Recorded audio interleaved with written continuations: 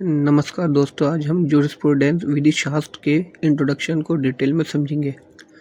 आज के लेक्चर में हम 4 टॉपिक्स कवर करने वाले हैं। चलिए शुरू करते हैं। जूरिस्प्रूडेंस की डेफिनेशन, जूरिस्प्रूडेंस की नेचर, जूरिस्प्रूडेंस का स्कोप, जूरिस्प्रूडेंस की स्टडी का importance.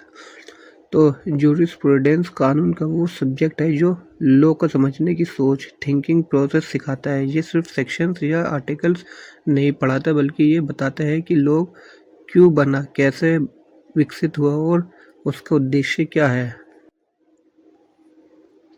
Meaning of jurisprudence. Jurisprudence का अर्थ। जूरिस्प्रूडेंस शब्द 2 लैटिन शब्दों से मिलकर बना है। जूरिस यानी लॉ, कानून, प्रूडेंशिया यानी नॉलेज, विजडम यानी ज्ञान। यानी जूरिस्प्रूडेंस का अर्थ है कानून का ज्ञान या कानून की समझदारी। सरल शब्दों में जूरिस्प्रूडेंस वे शास्त्र है जो कानून के मूल सिद्धांतों, बेसिक प्रिंसिपल्स का अध्ययन करता है। डेफिनेशन ऑफ जूरिस्प्रूडेंस, परिभाषा। पॉइंट 1, ऑस्टिन की परिभाषा। Jurisprudence is the philosophy of positive law. Austin के अनुसार जूरिस्प्रूडेंस केवल पॉजिटिव लॉ, जो लॉ राज्य द्वारा बनाया गया हो, का अध्ययन है। इसमें मोरालिटी या जस्टिस शामिल है। पॉइंट 2, सालमोंड की परिभाषा। Jurisprudence is the science of the first principle of civil law. Salmond के अनुसार जूरिस्प्रूडेंस कानून के मूल सिद्धांतों का विज्ञान है। ये हर लीगल सिस्टम पर लागू होता है। पॉइंट 3, हॉलैंड की परिभाषा। Jurisprudence is the formal science of positive law. इसमें लॉ के स्ट्रक्चर और कॉन्सेप्ट पर जोर दिया गया है। देखा जाए तो सिंपल डेफिनेशन, एग्जाम फ्रेंडली तरीके से हम देखते हैं तो जूरिस्प्रूडेंस कानून के सिद्धांतों, अवधारणाओं और उनके विकास का वैज्ञानिक अध्ययन है। नेचर ऑफ जूरिस्प्रूडेंस, जूरिस्प्रूडेंस की प्रकृति। अब सवाल आता है कि जूरिस्प्रूडेंस किस तरह का सब्जेक्ट है। पॉइंट 1, जूरिस्प्रूडेंस एक फिलोसॉफिकल सब्जेक्ट है। ये लॉ के पीछे किस फिलोसॉफी को समझाता है, जैसे लॉ क्यों बना है, जस्टिस क्या है, राइट और ड्यूटीज में क्या अंतर है, यानी राइट्स और ड्यूटी क्या है।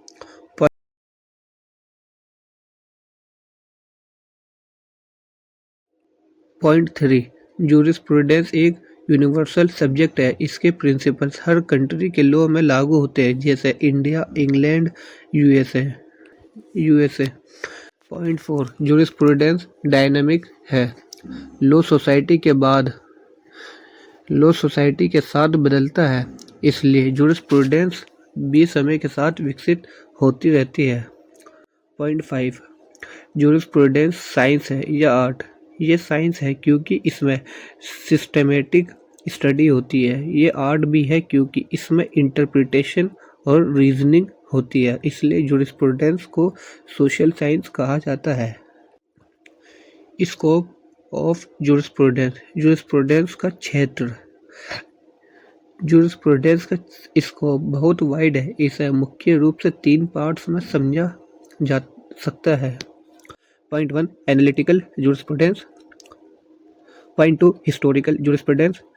Point 3, ethical philosophical jurisprudence. तो पहले समझते हैं पॉइंट 1, एनालिटिकल जूरिस्प्रूडेंस। लॉ के स्ट्रक्चर और कॉन्सेप्ट को एक्सप्लेन करती है, जैसे लॉ, राइट्स, ड्यूटीज, सोवरेनिटी।